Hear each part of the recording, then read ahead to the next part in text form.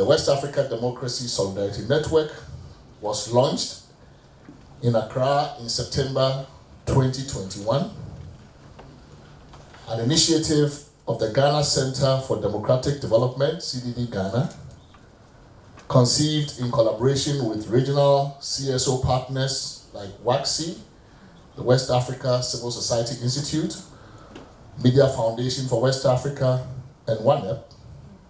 WADEMOS brings together civil society organizations from across the ECOWAS region, numbering about 33 at the inception, with the aim of building bridges of solidarity and common purpose between and amongst us, and by so doing, mobilizing our collective voices and resources as civil society actors in our region to promote, support, and defend participatory, people-centered governance and democratic development in the ECOWAS region. As a CSO or civil society-led initiative, WADEMOS is, in our view, an important and necessary step toward taking ECOWAS beyond an ECOWAS of heads of states or governments to its founding vision as an ECOWAS of peoples of the region. Through this transnational initiative, we aim to dissolve the artificial boundaries that have often stood in the way of making us understand each other and each other's concerns and problems as collective regional concerns and problems that demand collective action and purpose to address sustainably. WADEMOS, therefore, invites and compels us as civil society actors to do two things at the same time. One is to think regionally and act locally, and two is to think locally and act regionally. To do this, WADEMOS promotes regular dialogue, collaboration, and engagement not only within our network and its membership, but also promotes similar dialogue, collaboration, and engagement on issues of regional concern with regional, interstate, and supranational bodies and partners, including notably ECOWAS and the AU. When the idea of WADEMOS was conceived, and even before the ink had dried on the paper, we were definitely already concerned about the issue of democratic decline or backsliding in our region. In fact, one of the initial drivers behind this idea to form this network was an observation that Afrobarometer had made consistently in its surveys, that while democracy was still the favored option among African citizens, including citizens in West Africa, that increasingly Africans were getting disappointed with what they were getting or not getting from democracy. In the words of Afrobarometer, while demand for democracy was strong and continued to be strong, the supply was getting weaker. So we took on this and said, well, this is a very interesting insight from Afrobarometer. So what do we do with this insight? How do we reinvigorate the commitment to democracy on the demand side by ensuring that we in fact get the supply to match the demand? So that was one of the initial drivers of this effort. And at the time, we had also observed, not just because Afrobarometer said so, but we too, as citizens in our own countries, that democracy in fact was not delivering as much as people wanted or expected. The evidence came from our own membership and in our own countries. Even in countries that were doing well, doing elections, not violating term limits, we realized and noticed that commitments to democratic norms were beginning to weaken. At the same time, of course, we had gotten concerned in the region about the weakening commitment to term limits. That was becoming obvious from country to country. Not all across the region, but some significant players were beginning to tinker with term limits or weakening their commitment to the idea. At the time WADEMOS was conceived, democratic decline had only expressed itself in collapse, in the coup d'etat, only in one country. It was during, and in fact before we launched WADEMOS, that the coup d'etat in Guinea-Conakry happened. And so the message became very clear to us that this idea of a transnational civil society network committed to the defense of democratic principles and democratic governance and democratic development was an idea whose time had come. In the period since we launched WADEMOS, of course, the terrain has changed significantly and for the worse.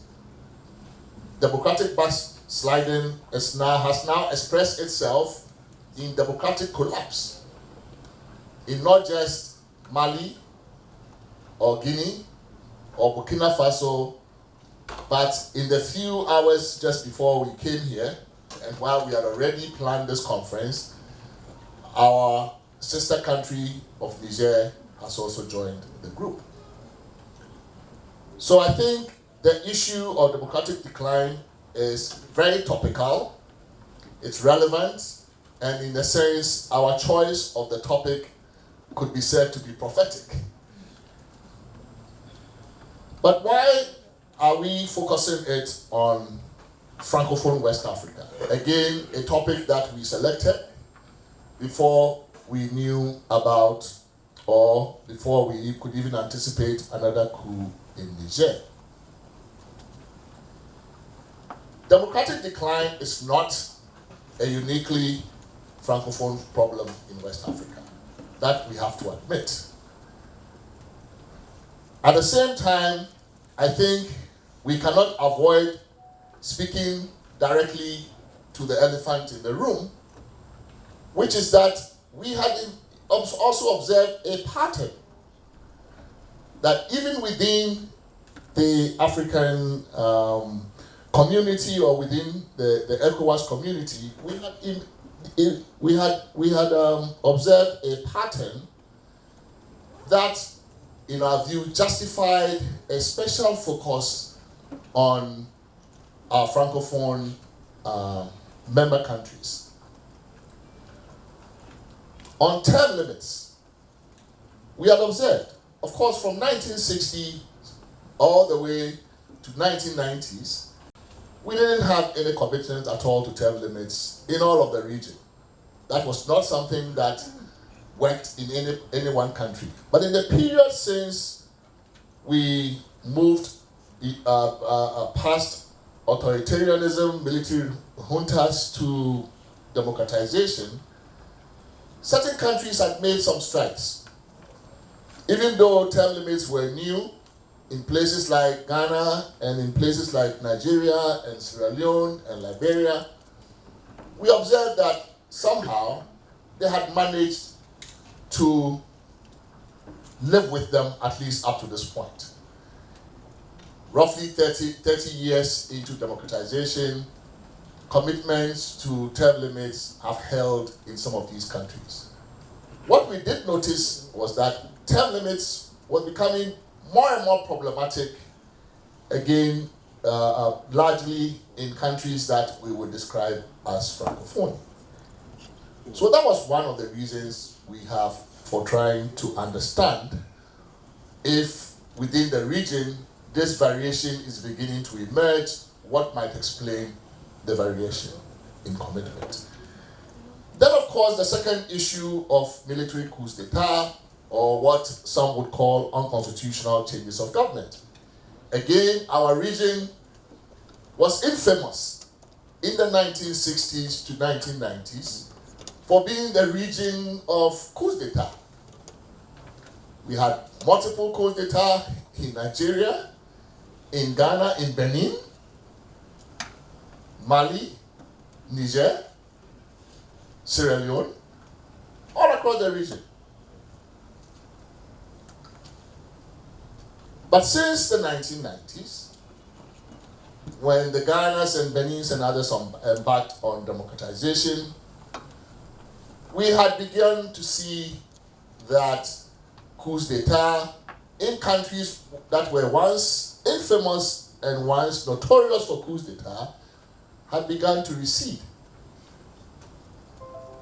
But then, all of a sudden, we see its re-emergence in countries that were uniformly, again, Francophone. So it required us to focus on that. Not because we see it as a uniquely Francophone problem, no. But because it is a regional problem. We have all lived with authoritarian military regimes across West Africa. I suspect we are all old enough to have lived in under one military regime or the other. And we all witnessed the kind of havoc that was caused in this region during that era, leading in some countries to open civil war, to conflicts, and then to a transnational movement of persons and refugees across our borders. So we are all being living witnesses to what it is that authoritarianism, military regimes can cause for all of us as regional citizens in this community. So of course, once we also observed that the pattern emerging had a certain particular coloration to it, at a certain Anglophone pattern to it, it also became something of concern to us, that we focus to try to understand if there are peculiar reasons why coups seem to have stopped in coup-prone, once coup-prone Nigeria, once coup-prone Ghana, once coup-prone Sierra Leone, and once coup-prone Liberia, and yet had begun to re-emerge in Guinea, Conakry, in Burkina Faso, in Mali, and most recently in Niger. Then the third reason for us trying to focus this conversation on Francophone, again, it's not because we are all not experiencing the rupture and disruption in the international environment or in the geopolitics of our region. But again, when you look closely, you see a pattern that while we are all affected by various combinations of geopolitical factors and geopolitical developments, that the immediate impact appears to be felt strongest among our Francophone brothers and sisters in the region. So whether you describe it as jihadist, whether it's a spillover from the crisis in the crisis in Libya, whether you describe it as a new Cold War or hot war, whether you see it as a spillover from what's going on with the Russian war in Ukraine. Whenever the world sneezes, clearly we all catch some cold. When these great powers sneeze, we catch some cold in West Africa, but it appears that the cold that has visited our Francophone brothers is of a different kind. Maybe it's COVID. It is not regular code. So it again invites us responsibly and appropriately to focus on why the geopolitical dimension to the crisis that we see evolving affects or is affecting the Francophone states in West Africa in a somewhat unique way. So this is what brings us here today, to try to understand if there are, what explains this pattern? What is going on? Right? Not long ago, we were concerned about Senegal also joining the third term elongation problem. Thankfully, that appeared to have passed. But we are continuing to experience challenges with democratization in one of the countries that so far appears to have weathered the storm, whether of unconstitutional change of government or of any of these other factors, quite well. So the concern remains, and I think that if there is anything to WADEMOS, if there is anything to the idea of a transnational civil society network that is committed to defending, promoting, and supporting democratic development, democratic governance in West Africa, then I think the issues that I have laid before you are issues that must immediately engage our attention. That gives you the rationale for this discussion.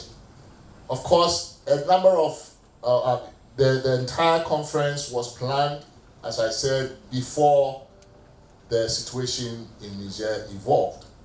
But I think that it gives even more additional reason, it gives us additional reason why this is timely and this is important. So, in terms of the purpose of this meeting, this, as far as I can tell, is what has brought us here. We're all glad to see you all come in your numbers to share your various perspectives with us. The idea, again, of WADEMOS is mutual learning from each other, mutual sharing of perspectives and experiences, so that with that kind of information, we can help advise ourselves, advise each other, do solidarity on the basis of real knowledge, real information, real evidence, and then also use that as a basis for collective action to engage ECOWAS, to engage our various regional and international partners on what we might do to rescue our region from the challenges that confront us today. Thank you very much. I wish all of us fruitful deliberations. Thanks a lot.